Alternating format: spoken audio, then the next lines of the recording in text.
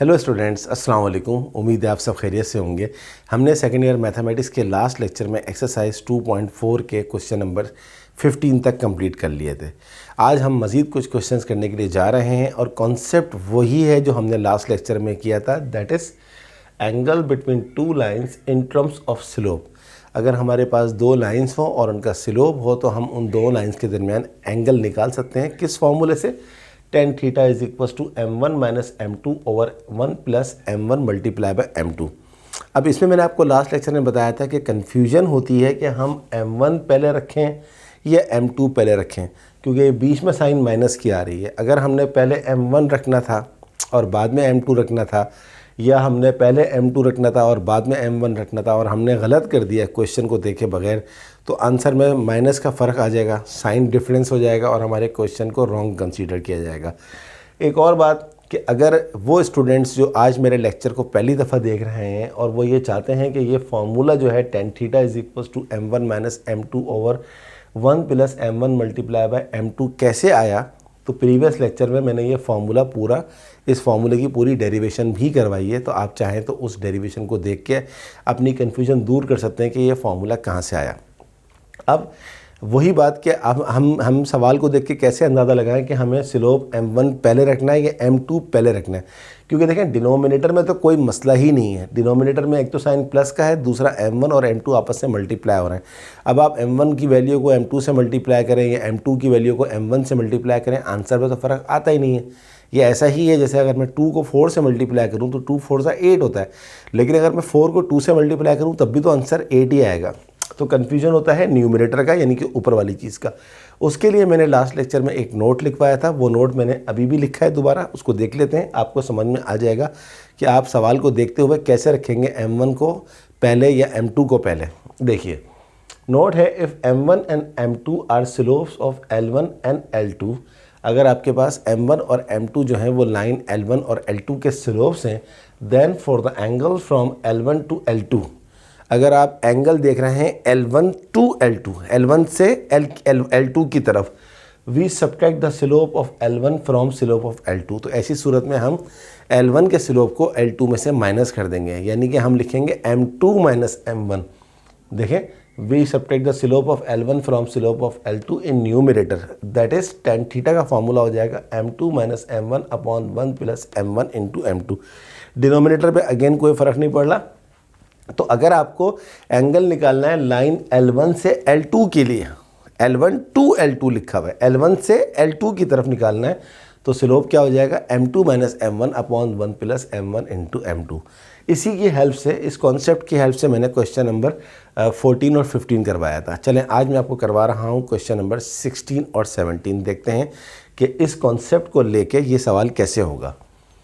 Question number 16 of exercise 2.4 is the measure of the angle from a line L1 with slope minus 1 upon 3 to a line L2 is 135 degree. Find the slope of the line L2.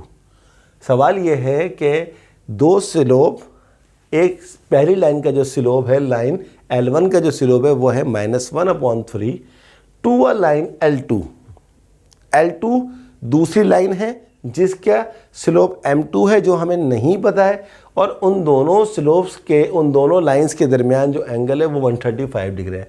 Find the slope of the line L2। तो सबसे पहले हम data बनाएंगे, solution में देखते हैं क्या क्या गिवन है हमारे को। लाइन L1 का स्लोप है, हम L1 को स्लोप को m1 कहते हैं, तो m1 आ गया -1 अपॉन 3। दोनों लाइन्स के दरमियान एंगल थीटा है, वो गिवन है क्वेश्चन के अंदर 135 डिग्री, और लाइन L2 का स्लोप निकालना है जिसका नाम हम रखेंगे क्या, M2, क्योंकि L2 एसोसिएटेड विद M2।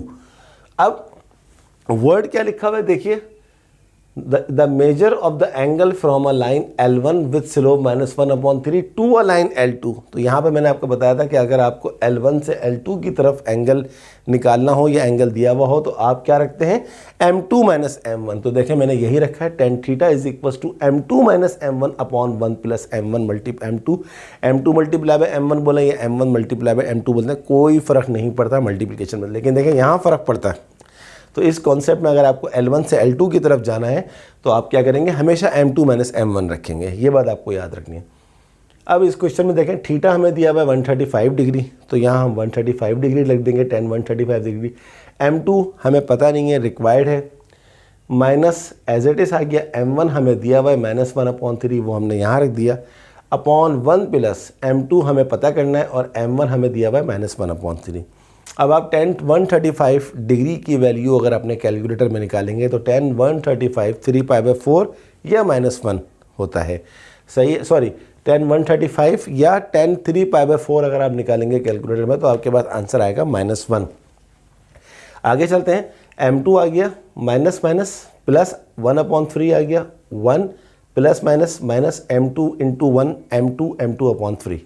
और आगे चलते हैं, -1 एज इट इज़ आ गया। अब हम 3 का और इस m2 के नीचे कुछ नहीं लिखा हुआ, तो इसका मतलब है कि यहाँ पर 1 लिखा हुआ है, तो 3 और 1 का LCM आ गया 3 इंटू m2 3m2 आ गया, 3 से 3 कट गया, ये आ गया 1। इसी तरह देखें, इस 1 के नीचे 1 लिखा हुआ है, तो इस 3 और इस 1 का LCM आ गया 3 1 ज़ा 3 हो जाएगा और 3 से 3 कट जाएगा, तो ये m2 आ जाएगा।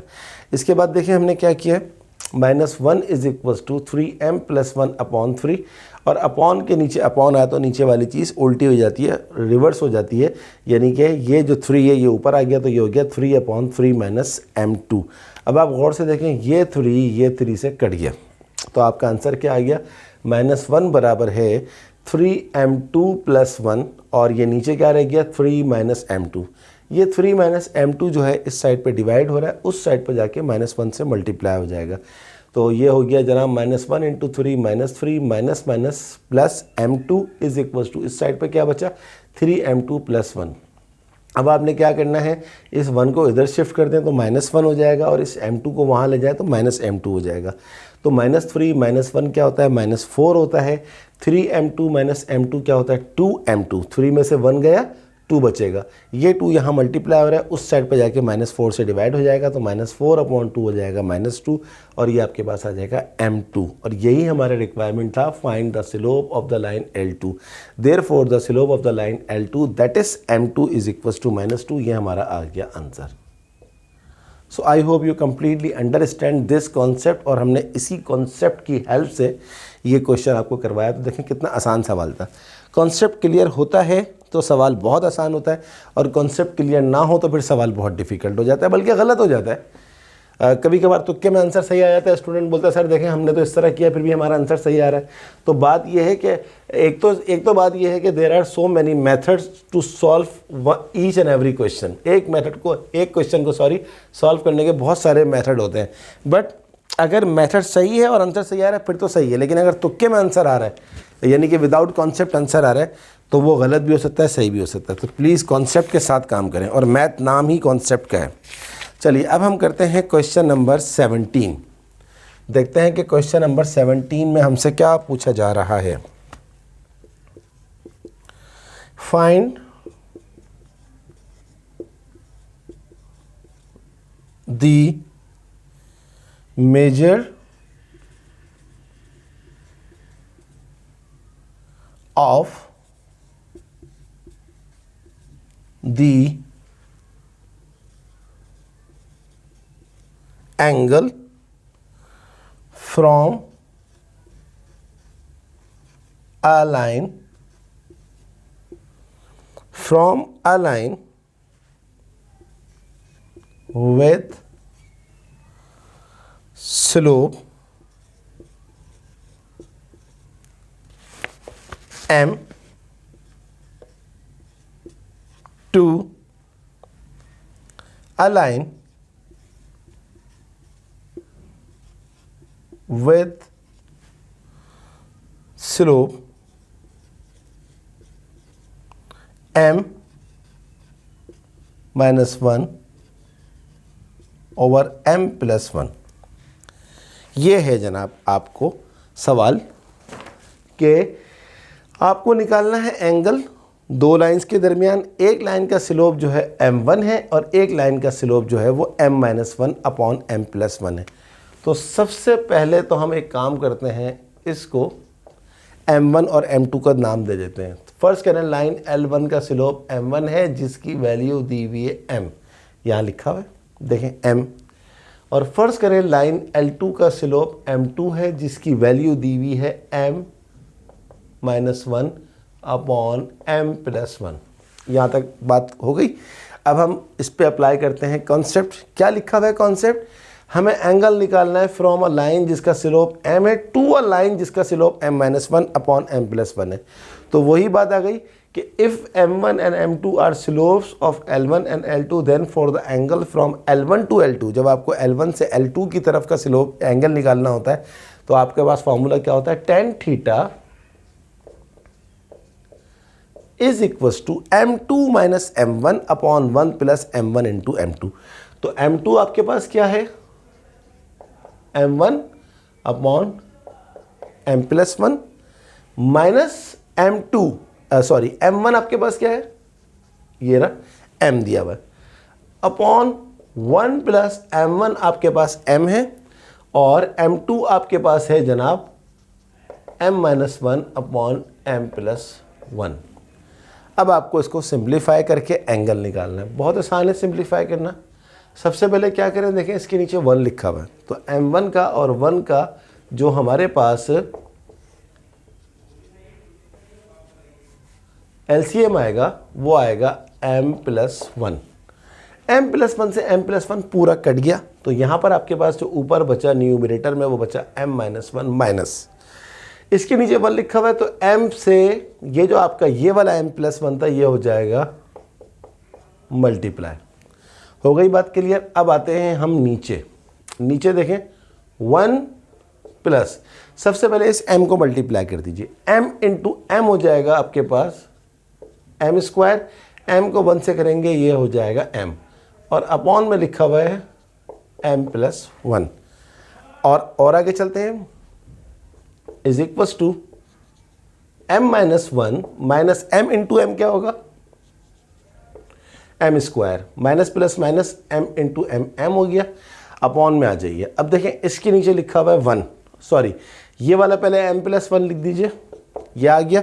अब आ जाए आप अपॉन के अंदर, देखिए ये m+1 है और ये 1 है तो आप क्या करें m+1 का LCM ले लें। तो m+1 डायरेक्ट 1 से मल्टीप्लाई हो जाएगा और जब कोई चीज़ 1 से मल्टीप्लाई होती है तो एज इट इज़ आ जाती है। m+1 से m+1 कट गया तो यहाँ पर आपके पास आ गया m² माइनस m। यहाँ तक पहुँच गया आपका tan theta is equals to, अब इसको और सिंप्लीफाई करें, देखें m से m कट गया, क्या बचा हमारे पास? -1 माइनस m² अपॉन m+1।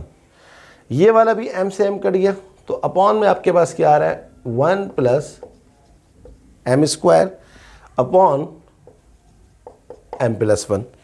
अगला स्टेप क्या हो जाएगा?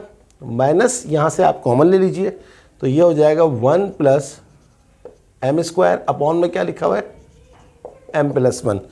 और जब अपॉन के नीचे अपॉन आता है तो नीचे वाली चीज़ उल्टी हो जाती है तो ये हो गया m+1 अपॉन 1 प्लस m²।